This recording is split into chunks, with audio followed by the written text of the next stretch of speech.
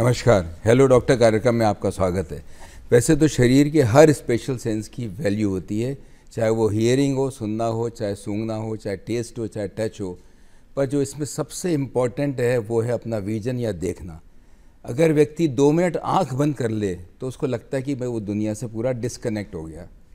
इतना important organ और इतना इम्पॉर्टेंट जो अपना स्पेशल सेंस है जो कि विजन है, उस पर ज़रा सी असावधानी जो होती है वो तकलीफ़ में कर सकती है। और आज अगर टोटल ब्लाइंडनेस को देखा जाए तो इंडिया के अंदर के फिगर्स तो अपन चर्चा करेंगे ही, पर बहुत इम्पॉर्टेंट जो कारण है उसके अंदर कैटरेक्ट सबको पता है, मोतियाबिंद, पर जो बहुत इम्पॉर्टेंट कारण है जिस पर आज अपन चर्चा कर रहे हैं, ग्लूकोमा, उसके बारे में लोगों को ज़्यादा ज्ञान नहीं है। जी हाँ, इसी विषय पर चर्चा करने के लिए कि ग्लूकोमा क्या है, क्या लक्षण होते हैं, क्या तरीके से प्रेजेंट करता है और कितना खतरनाक हो सकता है, आज हमारे बीच मौजूद हैं डॉक्टर पंकज शर्मा, जो कि senior professor and head department of ophthalmology, SMS hospital में कार्यरत हैं। डॉक्टर पंकज, आपका बहुत बहुत स्वागत है। नमस्कार। जैसे अगर ब्लाइंडनेस के कारण की बात करते हैं, लोगों को मोतियाबिंद या रिफ्रैक्टिव एरर, लोगों को दिखते हैं कि कॉर्निया है उसके अंदर खराब दिखता है, दिखने में तकलीफ है, बहुत सारे कारण होते हैं। पर ग्लूकोमा ऐसा है कि बहुत सारे शब्द लोग समझते भी नहीं है कि ग्लूकोमा है क्या चीज़, जबकि ब्लाइंडनेस के बहुत इंपॉर्टेंट कारण में है। तो मैं चाहूँगा कि ग्लूकोमा पे चर्चा करने से पहले एक आई का स्ट्रक्चर हो जाए, क्योंकि बार बार आप कहीं शब्द इस्तेमाल करेंगे तो ग्लूकोमा एक्चुअली होता है क्या और आई का स्ट्रक्चर किस तरीके से होता है कि उसमें ग्लूकोमा बनता है। देखिए, मैं एक मॉडल लेके आया हूँ। आँख जो है एक बहुत ही सोफिस्टिकेटेड कैमरे की तरह होती है, जिसमें आगे एक कॉर्निया है जो काला हीरा बोलते हैं, उसके अंदर आइरिस होता है, आइरिस के पीछे लेंस है और लेंस के पीछे फिर पर्दा है जिसके ऊपर फिर पीछे से नस होती है जो आँख की जितनी भी रोशनी है उसको एकत्रित करके, जैसे बिजली का कनेक्शन है, वो वायर उसको ब्रेन तक पहुंचाती है। तो जो भी तस्वीर इस पे बन रही है वो नर्व के सहारे ऊपर तक जा रही है। अब इसमें जो मेन कारण है वो है मोतियाबिंद। अगर ये वाला धुंधला पड़ जाए लेंस तो ब्लाइंडनेस आ सकती है, या कॉर्निया अगर सफ़ेद पड़ जाए। काला पानी ऐसी बीमारी है जिसमें अंदर एक द्रव्य पदार्थ होता है एंटीरियर चैम्बर में, उसका नॉर्मल प्रेशर, जैसे अपना रक्तचाप है 120/80, ऐसे ही अंदर आँख के इधर आगे वाले हिस्से में द्रव्य पदार्थ है, उसका प्रेशर होता है 10 से 20 मिलीमीटर मरकरी।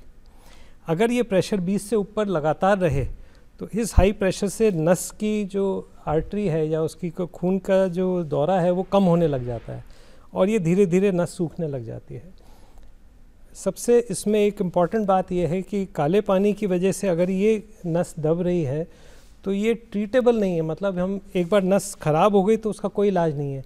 लेकिन अगर हम सही वक्त पे इसको जांच करके पता लगा लें कि प्रेशर बढ़ रहा है और नस पे दबाव आ रहा है तो हम इसको रोक सकते हैं पूर्णतः तरीके से, प्रेशर कम करके। तो काले पानी को घोबा भी बोलते हैं या काला मोतिया बोल देते हैं। लोग सोचते हैं कोई ऐसी चीज़ है आँख में कोई ऐसी कोई ख़राब चीज़ नहीं होती, केवल ये आगे के हिस्से में द्रव्य पदार्थ का प्रेशर बढ़ जाता है।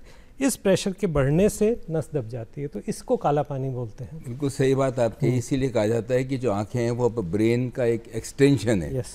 और ब्रेन मतलब नर्वस सिस्टम, और नर्वस सिस्टम एक बार अगर डैमेज हो जाता है तो उसका रिकवर होना बड़ा मुश्किल हो जाता है। जैसे आपने बताया कि ग्लूकोमा जो है या जो अपन काला पानी की अगर बात करते हैं, इसके अंदर प्रेशर बढ़ जाता है। मैं तो आज तक सोचता था कि व्यक्ति के ब्लड प्रेशर होता है, फिर धीरे धीरे कोविड में पता चला कि फेफड़े में भी प्रेशर होता है, पल्मोनरी प्रेशर होता है, पर आज आपने बताया कि आँख के अंदर भी प्रेशर है। तो शरीर मतलब सारा प्रेशर पे ही चल रहा है। तो ये जो प्रेशर होता है, जैसे आपने बताया 10 से 20 होता है नॉर्मल प्रेशर, तो ये प्रेशर किस तरीके से बढ़ जाता है या ग्लूकोमा के कारण क्या होते हैं? एक है प्राइमरी ग्लूकोमा, जो सबसे आमतौर पे हम जिससे हम हमारे पेशेंट्स जो आते हैं, प्राइमरी ग्लूकोमा मतलब जिसके प्राइमरी और कोई बीमारी नहीं है लेकिन अपने आप अनायास ही प्रेशर बढ़ने लग जाता है उम्र के साथ। ज़्यादातर ये 40 साल से के बाद पाया जाता है और इसमें फैमिली हिस्ट्री बहुत इम्पॉर्टेंट है। जिनके पेरेंट्स में या भाई बहनों में काला पानी रह चुका है उन लोगों को ज़्यादा ध्यान रखना चाहिए। धीरे धीरे प्रेशर बढ़ने की चांस रहती है 40 साल की उम्र के बाद। इसके अलावा जिनके हाई मायोपिया है, मतलब चश्मे का हाई नंबर हो, या किसी के ब्लड प्रेशर या डायबिटीज़ हो, उनके भी काले पानी की ज़्यादा चांसेस हैं होने की। तो ये है प्राइमरी ग्लूकोमा। तो इसके अंदर ज़्यादातर लोग इसी के आते हैं। एक होता है सेकेंडरी ग्लूकोमा, वो आँख में कुछ और ऐसी बीमारी हो जैसे अंदर की इन्फ्लेमेशन या सूजन हो पर्दे की, या कोई ट्यूमर हो जिसकी वजह से प्रेशर बढ़ रहा हो, वो सेकेंडरी ग्लूकोमा होता है, वो बहुत कम पाया जाता है। प्राइमरी ग्लूकोमा में भी दो तरीके के ग्लूकोमा जनरली आते हैं। एक होता है एंगल क्लोजर, मतलब उसमें प्रेशर, अगर अभी मेरा प्रेशर 15 या 16 है तो कुछ घंटों में वो 50 पे पहुंच जाएगा, एकदम इंक्रीज हो जाएगा। ऐसे काला पानी तो जल्दी डिटेक्ट हो जाता है क्योंकि मरीज़ को दर्द होता है, आँख लाल हो जाती है, दिखना एकदम से कम हो जाता है और वो डॉक्टरी सलाह ले लेता है और उसको हम ट्रीट कर देते हैं। लेकिन जो ज़्यादा खतरनाक है वो है ओपन एंगल ग्लूकोमा। उसमें प्रेशर एकदम से नहीं बढ़ता, धीरे धीरे बढ़ता है। 20 से वो कुछ महीनों तक 22 रहेगा, फिर 24 पे जाएगा, फिर 27 हो जाएगा, फिर 30 हो जाएगा। तो पेशेंट को पता नहीं चलता कि उसको काला पानी है, लेकिन उससे उसकी रोशनी पे क्या असर आता है, उसका देखने का दायरा धीरे धीरे कम होता है, जिसको हम बोलते हैं फील्ड ऑफ विजन।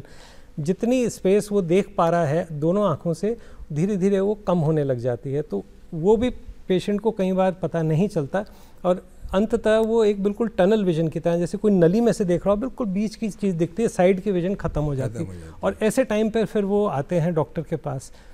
तो इस केस में अब वो जो लॉस हो गया वो परमानेंट है। तो काले पानी का जितना भी हम कोशिश करते हैं अवेयरनेस देने की या लोगों को तक ये पहुंचाने की, जितना जल्दी हो सके उसको डिटेक्ट करें, क्योंकि जो लॉस जो हो गया वो फिर वापस नहीं आता। मैं सभी दर्शकों को बताना चाहता हूं कि ये लाइव प्रोग्राम है और ग्लूकोमा से रिलेटेड आपके कोई भी प्रश्न हो तो डॉक्टर पंकज शर्मा यहाँ पे हैं। फ़ोन नंबर आप नोट कर सकते हैं 0141 जो कि जयपुर का कोड है, 270499 एंड 270498। ग्लूकोमा से रिलेटेड कोई भी अगर आपका सवाल है तो आप डॉक्टर पंकज शर्मा से ज़रूर पूछ सकते हैं। डॉक्टर पंकज, जैसे आपने बताया कि एक तो एक्यूट, बिल्कुल बात सही है कि एकदम आदमी के सीवियर पेन हुआ तो उसको पता चल जाएगा, पर ये जो ग्रेजुअली जो चीज़ें बताई हैं इसके अंदर, उसमें तो व्यक्ति को पता ही नहीं चलेगा।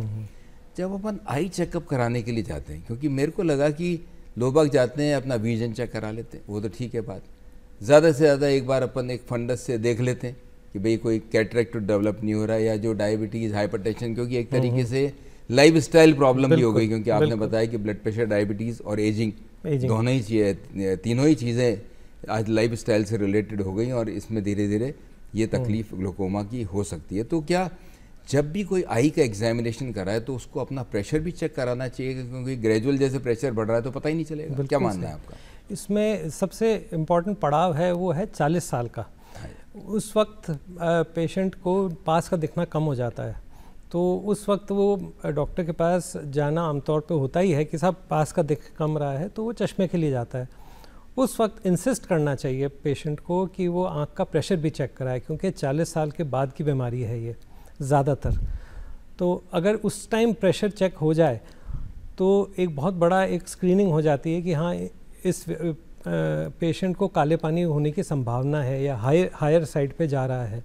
अगर बिल्कुल नॉर्मल प्रेशर है तो भी साल या 2 साल में एक दफ़ा प्रेशर चेक कराना अनिवार्य है। तो ये जागरूकता होनी चाहिए सब में, जो भी लोग हैं, कि भाई जब भी वो आँखों को चेक कराने जाएं, खासकर जिनके डायबिटीज़ हो, जिनको ब्लड प्रेशर हो, या जिनकी फैमिली में ऐसी हिस्ट्री हो, अगर नहीं भी हो तो भी हर 1 या 2 साल में आँखों का प्रेशर चेक होना बहुत ज़रूरी है। और आजकल तो डॉक्टर के पास जाने की भी आवश्यकता नहीं है, इस तरह के यंत्र आ गए हैं कि टेक्नीशियन भी एक NCT होता है जिसमें हम बिना डॉक्टर के भी हम प्रेशर को नाप सकते हैं, टेक्नीशियन भी कर सकता है, और उससे बहुत अच्छी स्क्रीनिंग हो जाती है। डॉक्टर पंकज, जब भी कोई व्यक्ति टेस्ट कराता है ना तो उसको लगता है कि पता नहीं कैसे टेस्ट होगा, कोई तकलीफ तो नहीं होगी। इसमें कितना डेवलपमेंट हुआ है? क्योंकि मुझे जब मैं पढ़ता था मुझे ध्यान है कि लेटा के और आँख के ऊपर कुछ लगा के देखते थे, तो इसमें कोई बिना टच करे भी कोई तरीका आ गया है? हाँ जी, वो है नॉन कॉन्टैक्ट टोनोमीटर। उसमें केवल एक हवा का एक पफ जाता है और कोई चीज़ टच नहीं करते, कोई दवाई नहीं डालनी पड़ती, और उससे इमीडिएट प्रेशर आ जाता है और वो टेक्नीशियन भी कर सकता है।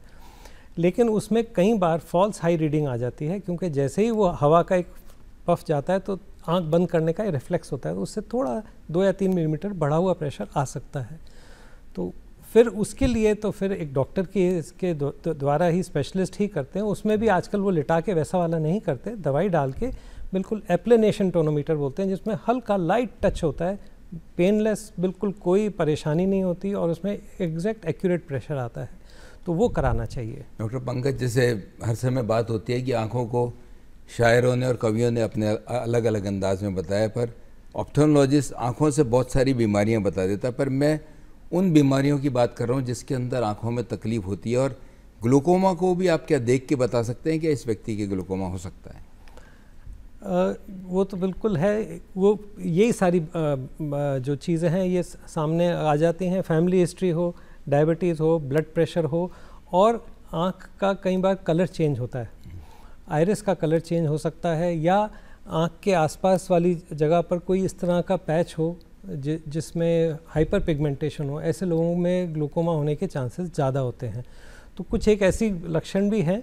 और एक और जो पास का नंबर जैसे आता है उसका सिम्टम एक ये आता है कि नॉर्मली पास का नंबर धीरे धीरे 40 से 50 के बीच में बढ़ता है।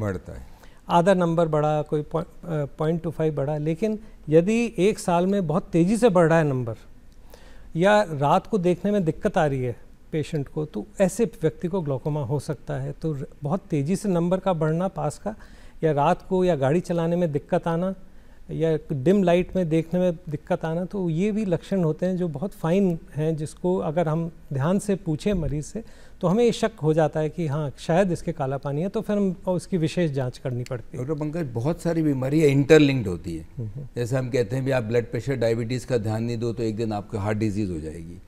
आँखों की ऐसी बीमारी जैसे कैटरेक्ट है, या विजन की प्रॉब्लम है, या और भी कोई तकलीफ़ें हैं, अगर उन पे ध्यान नहीं दें तो क्या वो ग्लूकोमा का कॉम्प्लिकेशन में आ सकती हैं क्या? मोतियाबिंद एक ऐसी बीमारी है, यदि उसके ऊपर ध्यान न दें तो धीरे धीरे वो आँख के अंदर मोतियाबिंद जब ज़्यादा पकने लग जाता है, फूल जाता है, तो वो जो आउटफ्लो चैनल है जहाँ से वो आँखों का द्रव्य पदार्थ बाहर निकलता है उनको ब्लॉक कर देता है, या वो अंदर जो मोतियाबिंद है वो फट जाता है ज़्यादा पकने के बाद। तो ऐसी दो कंडीशन में आँख का प्रेशर बढ़ जाता है, उसकी वजह से ग्लूकोमा हो जाता है। डॉक्टर पंकज, इस पर चर्चा जारी रहेगी। एक गोपीराम जी पंजाब से अपने से बात करना चाहते हैं आपसे। नमस्कार गोपीराम जी। हाँ नमस्कार जी। हाँ नमस्कार जी, क्या समस्या है आपकी? मेरे दोनों आंखों में पानी आता है जी। और इसके अलावा क्या तकलीफ है पंकज जी?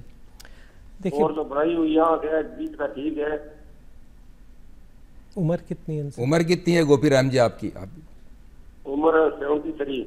हाँ जी। देखिए, पानी आने के बहुत कारण होते हैं, लेकिन एक ये भी भ्रांति है कि जिनके पानी आता है वो लोग ये सोचते हैं कि ये काला पानी है। ऐसा नहीं है।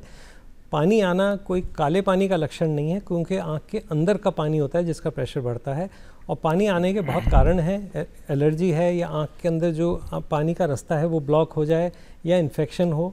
तो अब ऐसे कहना मुश्किल है। एक अच्छे डॉक्टर से सलाह लेके और दवाई कोई लें तो इससे पानी का तो रुक जाएगा। कोई ऐसी विशेष ऐसी बहुत भयंकर बीमारी नहीं है पानी आना। तो डॉक्टर पंकज, जैसे दवाइयों की बात है, अपने यहाँ ओवर द काउंटर ड्रग्स लेने का बहुत ज़्यादा आदत होती है, और व्यक्ति को किसी भी वजह से, जैसे इन्होंने बताया कि आँखों में पानी आता है, कई बार खुजली होती है, या कई बार आँखें लाल होती हैं, बहुत ज़्यादा टायर्ड आँखें होती हैं, तो लोग बाग ओवर द काउंटर ड्रग्स दवाइयाँ ले लेते हैं और अपने आँखों में डालते रहते हैं।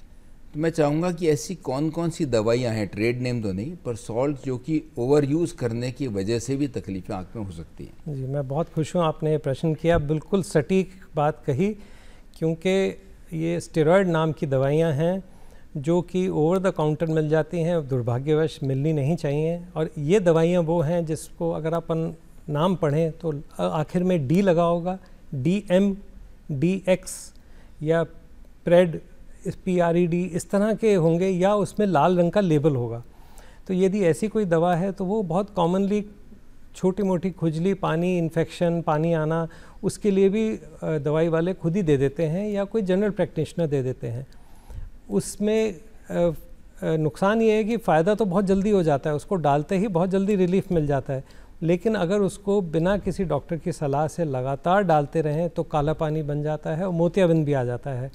और बहुत से बच्चे ऐसे हैं जिनको एलर्जी की बीमारी है, वो इस तरह से काले पानी का शिकार होकर आँखों को की रोशनी खो भी चुके हैं। और बहुत हम देखते हैं, हॉस्पिटल में आते हैं, बड़ा दुख होता है। तो मैं तो चाहूँगा सरकार कोई ऐसा नियम निकाले कि ओवर द काउंटर ये स्टेरॉयड नाम की दवाइयाँ बिल्कुल ना। बिल्कुल सही बात की कि ये बहुत इम्पोर्टेंट है कि ओवर द काउंटर ड्रग बिना डॉक्टर की सलाह के नहीं लें। आप ज़रूर भले फ़ोन पे पूछें कि साहब मैं ये प्रॉब्लम है, दूर दराज में आपके डॉक्टर हैं, उनसे पूछ लें, उनको फ़ोटो भेजें। आजकल तो व्हाट्सएप है कि भाई ये दवाई मैं ले रहा हूँ, इससे कोई लंबा नुकसान तो नहीं हो सकता, क्योंकि स्टेरॉइड तो बहुत सारे नुकसान करते हैं। फ़ायदे की दवा है पर फिर भी नुकसान हो सकता है। पर जैसे बात आपने की अवेयरनेस की, और ग्लूकोमा की अवेयरनेस मैंने बताया कि कंपैरेटिवली कैटरेक्ट के थोड़ा सा लोबाओं को कम है। इस अवेयरनेस के लिए क्या कर रहे हैं आप लोग कि जो ग्लूकोमा की लोबाओं के बारे में जागरूकता हो? देखिए 2010 में ये मुहिम शुरू की गई पूरी वर्ल्ड में, पूरे विश्व में, कि ग्लूकोमा वीक मनाया जाए, दूसरा सप्ताह मार्च का। तो इस वर्ष जैसे 9 से 15 मार्च का ग्लूकोमा वीक मनाया जा रहा है, और इस बार का थीम है unity for glaucoma free world. मतलब सब एकजुट होके, एकता के साथ, मरीज़ भी, डॉक्टर भी, और जो और सपोर्ट स्टाफ भी है, लोगों में अवेयरनेस दें कि भाई काले पानी का हम जल्दी डिटेक्ट करें, उसका ट्रीटमेंट लें, उसका अगर कोई ट्रीटमेंट ले रहा है तो उसको छोड़े नहीं, लगातार ले। तो हम ब्लाइंडनेस, जो काले पानी की वजह से जो ब्लाइंडनेस आ रही है, उसको हम रोक सकते हैं और ग्लूकोमा फ्री वर्ल्ड कर सकते हैं। अभी अगर हम आंकड़े देखें, भारत में इस 21वीं सदी के स्टार्ट में 1.5% ब्लाइंड थे, जिसको आप मान लीजिए करीब 1 करोड़ से ज़्यादा, 1.25 करोड़ ब्लाइंड थे। और ये मुहिम चली थी विजन 2020, उसमें था कि 2020 तक हम इसको 0.3% पे ले आएँ।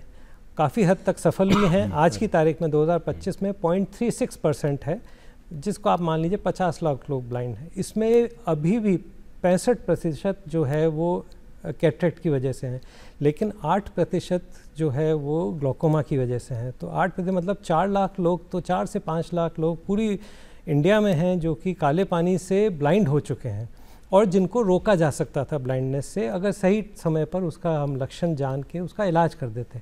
लेकिन एक बार जब ब्लाइंडनेस की तरफ चले गए, वो हम लौट के नहीं उनको कर सकते। और कौन कौन सी ऐसी दवाइयाँ? स्टेरॉइड तो जैसे आपने बताया, क्योंकि दवाइयाँ कई क्रॉनिक बीमारियों की और दवाइयाँ लेते रहते, खासतौर पे अगर ब्लड प्रेशर या डायबिटीज़ की बात करें या अर्थराइटिस, बहुत सारी ऐसी बीमारियाँ हैं। और दूसरी बात, जैसे मैंने अर्थराइटिस की बात की कि इन्फ्लेमेटरी प्रोसेस से भी कहीं क्या कोई ग्लूकोमा बन जाता है? हाँ, बिल्कुल बनता है जी। इन्फ्लेमेटरी, एक इसको बोलते हैं आयराइटिस या यूवीआइटिस, जो बॉडी में ऑटो इम्यून इन्फ्लेमेशन होती है, जो बॉडी अपने ही कोशिकाओं के अगेंस्ट एंटीबॉडी बनाने लग जाती है। ज़्यादातर जैसे आर्थराइटिस है, उसमें भी इस तरह का इन्फ्लेमेशन, या अंदर आँखों में सूजन आती है, पर्दे के अंदर और आइरिस में, जिसके कारण ग्लूकोमा बनता है फिर। क्योंकि उसमें क्या होता है कि फिर अंदर जो पिगमेंट निकलता है, या आइरिस और लेंस चिपक जाता है आपस में आके, तो इससे फिर अंदर का प्रेशर बढ़ने लग जाता है। इसको हम बोलते हैं सेकेंडरी ग्लूकोमा। तो बॉडी में इस तरह की भी कोई बीमारी हो, आर्थराइटिस की, जैसे जोड़ों के दर्द की, या एक है जिसमें हम एंकाइलोजिंग स्पॉन्डिलाइटिस कहते हैं, पीठ की जकड़न होती है B27 पॉजिटिव वाली, उसमें भी यूवीआइटिस होती है। और कई तरह के कैंसर हैं, उनके अंदर भी यूवीआइटिस होती है। तो जिसको कोई भी सिस्टमिक बीमारी है, कोई भी शरीर में, आँखों का भी एक बार ज़रूर जांच करानी चाहिए। ज़्यादातर लोगों में कोई ऐसी बात नहीं होगी, लेकिन अगर हम 100 में से एक भी पकड़ पाएँ तो बहुत ही उसको अपन प्रिवेंट कर सकते हैं ब्लाइंडनेस को। मैं सभी दर्शकों को बताना चाहता हूँ कि ये प्रोग्राम लाइव है और आज हम चर्चा कर रहे हैं ग्लूकोमा पे डॉक्टर पंकज शर्मा से। फ़ोन नंबर आपकी स्क्रीन पे हैं 0141 270 4999 270 4098। ग्लूकोमा से रिलेटेड कोई भी अगर आपके प्रश्न हैं तो डॉक्टर पंकज शर्मा से आप ज़रूर पूछ सकते हैं। बात एक बार जैसे डायग्नोज हो गया और टाइमली चलो डायग्नोज हो गया, बात व्यक्ति को तो लगता है इलाज, और क्या इलाज परमानेंट है या नहीं है। तो अगर इलाज की बात करें तो ग्लूकोमा के अंदर इलाज की क्या क्या चीज़ें होती हैं और क्या सक्सेस है अगर समय पे अगर अपन उसको पकड़ते हैं? इसमें जो आज से करीब 30 साल पहले हम बहुत जो इसकी दवाई होती थी बहुत कम होती थी, 1 या 2 ही प्रकार की दवाई होती थी, और ज़्यादातर लोगों में हमें ऑपरेशन करना पड़ता था। आजकल साइंस ने इतनी तरक्की कर ली है कि केवल मात्र दवाइयों से ही इसको बहुत अच्छी तरह कंट्रोल किया जा सकता है। जैसे ब्लड प्रेशर की दवाई लेते हैं, उसमें हमें पेशेंट को ये समझाना होता है कि ये दवाई को नियमित रूप से डालें, और डालने के बाद भी नियमित रूप से आई का प्रेशर चेक कराते रहें, कोई डोज मिस नहीं करें, और उसके साथ साथ अपनी बीपी और शुगर का भी ध्यान रखें।